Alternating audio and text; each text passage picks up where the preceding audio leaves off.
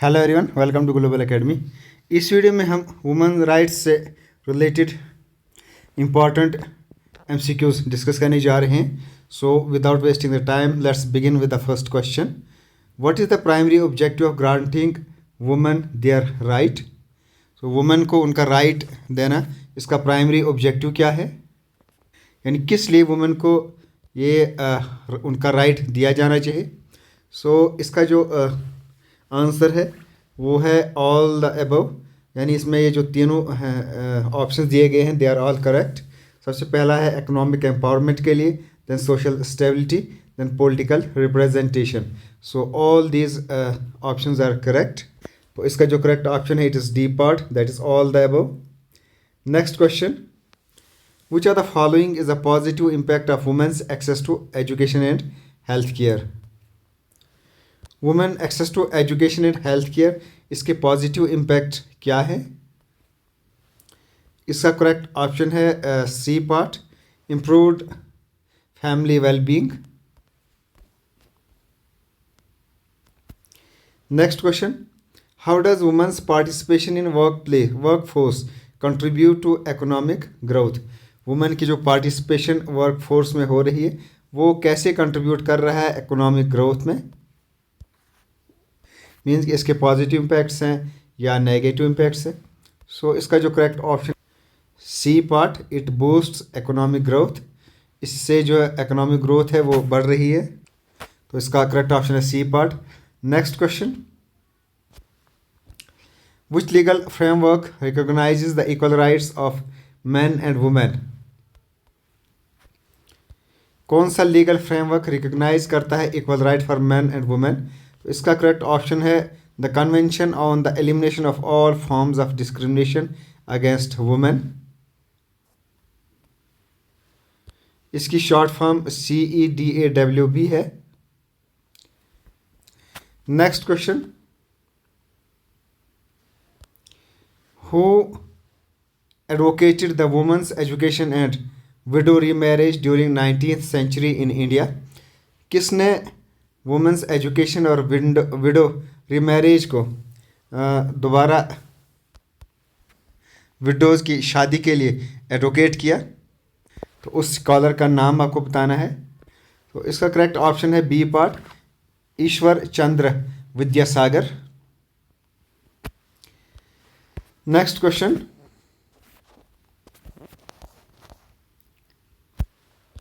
which act addresses issues like child marriage and was introduced during the colonial period in India? कौन सा act है जो child marriage को address करता है और वो कॉलोनियल पीरियड में इंट्रोड्यूस किया गया था? तो इसका करेक्ट ऑप्शन है dowry prohibition act 1961, C part. Next question, which organization was founded in 1927 and campaigned for women's right including the right to vote in India?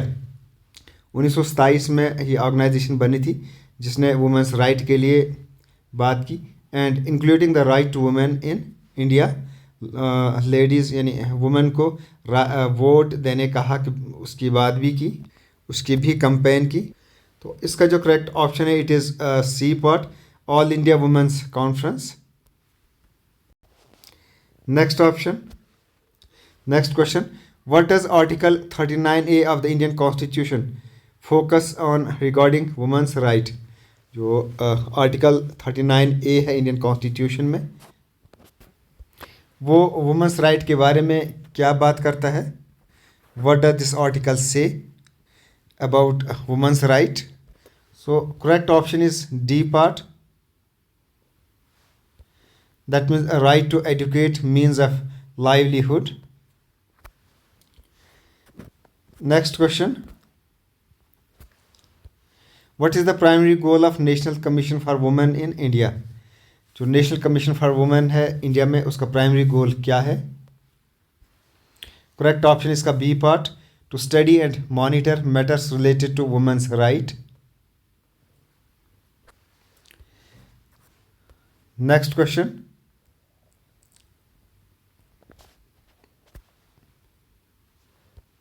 Which amendment act ensures reservation for women in local self government in India. So कौन सा amendment act ensure करता है reservation for women in local self government in India, local self government में? तो इसका जो correct option है it is 73rd constitutional amendment act. A part है इसका करेक्ट ऑप्शन। नेक्स्ट क्वेश्चन,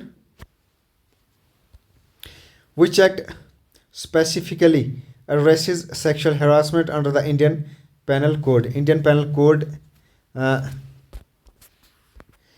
के अंडर कौन सा एक्ट स्पेसिफिकली एड्रेस करता है फॉर सेक्सुअल हरासमेंट? तो इसका करेक्ट ऑप्शन है सेक्शन 509 IPC, Indian penal code 509। So D part है इसका correct option. Next question, what was the purpose of national plan of action for girl child 1991 to 2000 in India? So national plan of action for girl child जो 1991 से 2001 तक चला, उसका primary purpose क्या था? इसका करेक्ट ऑप्शन है A, to ensure survival, protection and development of the girl child. Next question, according to the constitution of India, what is the significance of article 14 of the Indian constitution? So Indian article 14 का क्या significance है Indian constitution में? सो इसका जो correct option है A part, it ensures equality before law for women. Next, which act was amended in 2005 to grant equal rights to daughters in ancestral property in India? कौन सा act amend किया गया था 2005 में जिसके थ्रू इक्वल राइट्स ग्रांट किए गए daughters को इन एंसेस्ट्रल प्रॉपर्टी इन इंडिया? जो भी एंसेस्ट्रल प्रॉपर्टी थी उसको अब उस एक्ट के मुताबिक अब गर्ल्स को भी इक्वल राइट्स दिए जाएंगे। दैट मीन्स कि जो एंसेस्ट्रल प्रॉपर्टी है उसमें बेटे का जितना हक है उतना ही बेटी को भी हक दिया गया। तो ये कौन से अमेंडमेंट के थ्रू ये किया गया? So it's Hindu succession act 1956, इसका सी पार्ट है। Next question, what is the purpose of equal remuneration act 1976? तो जो 1976 में इक्वल रिम्यूनरेशन एक्ट लाया गया, इसका प्राइमरी पर्पस क्या था? इसका करेक्ट ऑप्शन है A part, to ensure equal pay for equal work. Next question, 17 question, which constitutional article promotes the educational and economic interests of the weaker section of society including women? कौन सा constitutional act promote करता है educational and economic interest weaker section of society के लिए जिसमें women भी आती हैं?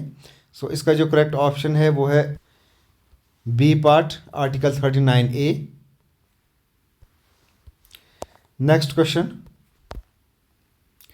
What is the objective of the protection of women from domestic violence act 2005? Domestic violence act 2005 इसका प्राइमरी ऑब्जेक्टिव क्या है? That is related to the protection of women. तो इसका प्राइमरी ऑब्जेक्टिव बताना है आपने। सो इसका करेक्ट ऑप्शन है C part, to prevent and address domestic violence against women. ये है इसका primary objective of the protection of women from domestic violence act 2005। Next question, which social reformer is known for advocating women's rights and education in India during 19th century? कौन सा social reformer advocate करता है women's right and education India 19th century में? तो उस social reformer का नाम देना है आपने, who advocates women's right and education in India during 19th century. तो इसका करेक्ट ऑप्शन है B part, Raja Ram Mohan Roy. Correct option है इसका B. Next question, which amendment act ensures reservation of offices of chairperson in municipalities for women in India? So कौन सा amendment act ensure करता है reservation of offices of chairperson in municipalities women के लिए?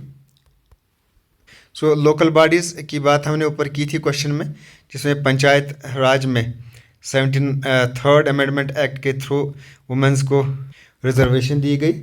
तो यहाँ जो म्यूनसिपैलिटीज़ की बात की जा रही है, तो ये 74th अमेंडमेंट एक्ट है जिसके थ्रू रिजर्वेशन दी गई है वुमेन को इन म्यूनसिपैलिटीज़। कुछ और important MCQs related to this topic. Which international document is primarily dedicated to women's right? कौन सा इंटरनेशनल डॉक्यूमेंट है जो डेडिकेट किया गया है टू वुमेंस राइट?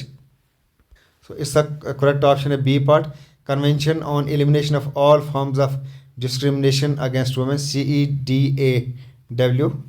इसका करेक्ट ऑप्शन है बी पार्ट।